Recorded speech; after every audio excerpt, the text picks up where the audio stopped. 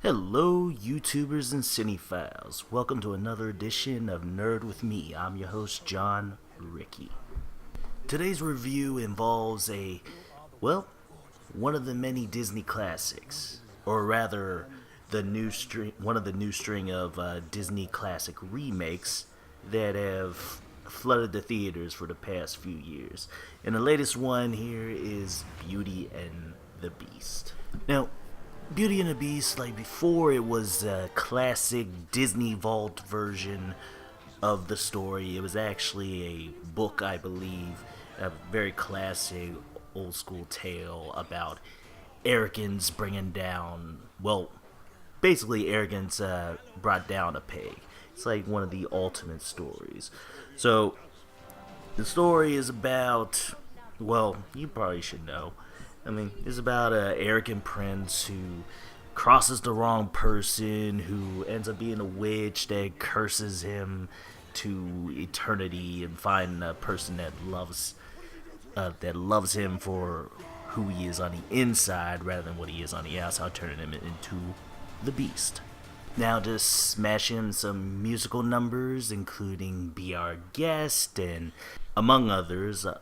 And obviously, it's among the classic of classics when it comes to Disney films. Now, I don't know if y'all know this. Hopefully you do. Maybe you don't. Maybe you forgot it.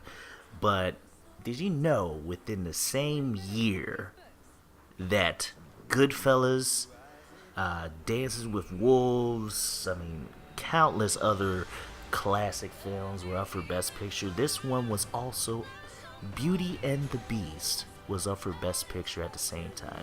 One of the only, I think the only animated film to ever do so, and nothing has come close since. Or was Disney's Pixar's up for Best Picture? I can't really remember.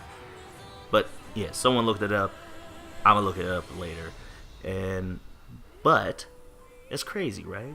Anyway, to be honest, out of all the Disney classic films, I'll say this: Beauty and the Beast is kind of middle of the pack to me. I actually liked Aladdin and The Lion King. I think those are the top tier best Disney movies of all time. But I digress. Anyway, being the classic that it is, and Disney seeing success that they've had in recent years with the recreations of Cinderella and actually the twist on the Snow White edition called Maleficent, where you follow the Wicked Witch. They decided, hey, you know what? Let's keep this trend going and let's remake Beauty and the Beast live action edition. Now, with this new film, I really don't have to go over the original plot points or anything like that. I really don't have to go over the story again. But let's just say they've made a few twists and turns here. They definitely added, I think, about 4 new songs. And to be honest, they were kind of they were okay. They were decent, worked a little bit, but it wasn't on par with the original songs. And they also extended a lot of the film by about 30 minutes. So it's actually a lot longer than I remember. Along with four new songs, there's also some revelations that, for the most part, half of them work. One thing that works in particular is with Belle and her past. Other than that, it's really just the shame stick.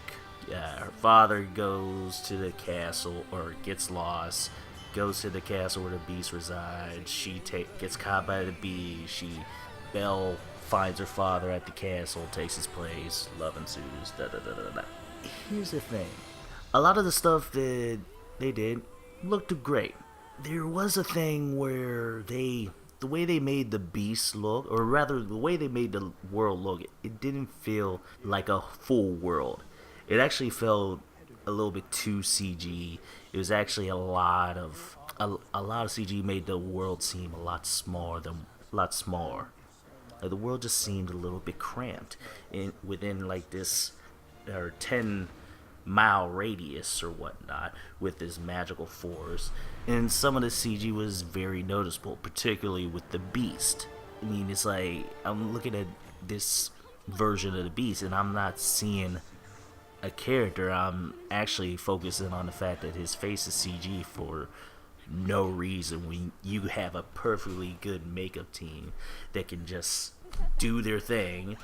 You didn't need to have CG on the Beast. It's like look at Guardians of the Galaxy, look at Hellboy. I mean, those look amazing, and that was actually very distracting for me, especially since the Beast is being portrayed by Dan Stevens, who I actually think is a star on the rise.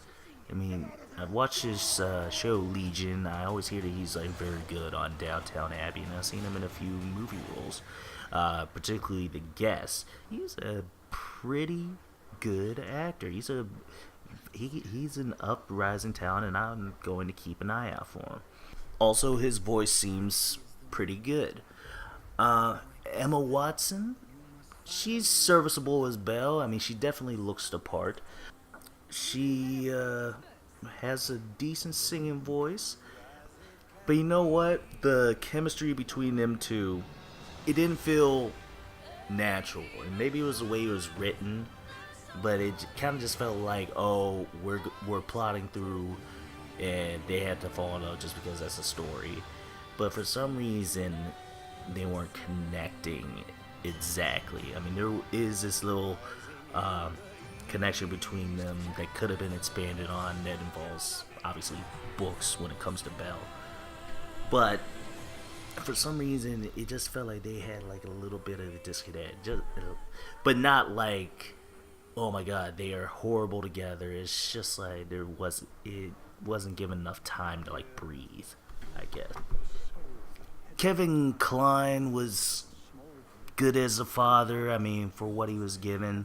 But at the same time, I think he might have been slightly miscast. I mean, really love Kevin Kline, but it just seems like this role should have been for someone else. Because when they have him in front of like everyone saying, "Hey, there's a beast out there," I mean, I'm more inclined to no pun intended. I'm more inclined to believe Kevin Kline's rants rather than like kind of shuffle them off like the townspeople did in the movie. So that was a little bit distracting, kind of didn't hit for me, but it worked to an extent. Now, Luke Evans as Gaston. My lord, man, this guy, I've liked him in every movie that he's been in, but this guy just can't seem to catch a break when it comes to like people remember his movies, like Dracula Untold. Maybe he needs to fire his agent most of the time. I'm not saying that he's a bad actor. I'm just saying he's been in a lot of schlocky films. But you know what? He was really good as Gaston. He was very good, very charming, and I believed him. I will say the way they, took care of him in this iteration of Beauty and the Beast it's like, oh man, they really took him out that way. That's how he goes out. It kind of seemed like less impactful than in the original version. But hey, it's a new iteration. What can I say? Josh Gad as LeFou. He's a revelation, man. I didn't think that he could sing. Man, that guy can sing. And he's actually one of the best parts of the movie. Controversy or no. Which, that whole controversy thing, I don't even know why that's even a controversy. I mean, the whole thing about his character being, like, gay, it's not really that big of a deal. Because in the movie, they allude to it, and it's just like, even if they wouldn't have said, oh, that character's gay, I wouldn't have cared. It doesn't change him. I always thought LeFou was a little bit, well, honestly, as feminine as his name.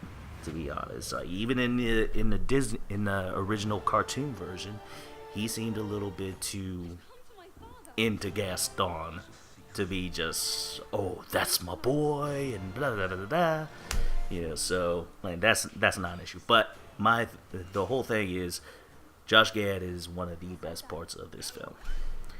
With that being said, hey, everyone in the cast did their part. I mean, Ewan McGregor as Lumiere was incredible. I mean, Ian McKellen as Cogsworth.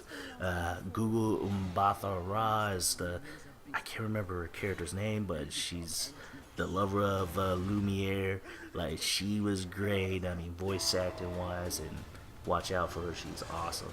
But anyway, all in all, Beauty and the Beast is a serviceable adaptation for the new school. I still enjoy the original version a little bit better, but this version has the great energy that it needed. It did what it needs to do. It's definitely great for this generation of kids that never seen it before. I suggest check it out. If you have children, take them to see it, or have a nephew, cousin, little baby cousin that wants to see it. Take them to see it; they'll love you for it. I'll give Beauty and the Beast live action like a 6.5 out of 10. Good visuals, decent story, has charm for days. Check it out. Anyway, City Files, like, subscribe, share with your friends. Until next time, check you later, YouTubers and City Files.